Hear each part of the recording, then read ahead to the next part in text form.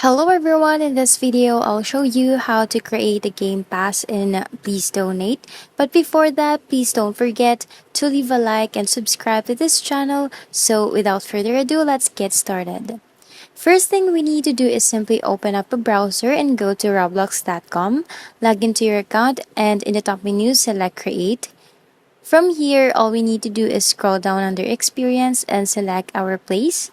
Go in the left menu and select associated items, then just select passes. Select create a pass and we first need to upload an image. But keep in mind this will be visible on your stand and please donate. Then you can give it a description if you want. Select create pass and there you go. We have our new pass. Simply select it again and then go over to the left menu and select sales.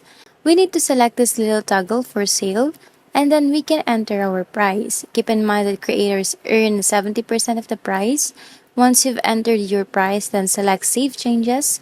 If we go back to the associated items, we can now see our Game Pass. So now that we've created our Game Pass for Roblox, we can add it to our stand and please donate by first opening up Roblox and then select Please Donate. Go to a stand and claim it by holding the E button on your keyboard. So that's all you need to know, guys. Thanks for watching. Hoping to see you again in the next video. Bye!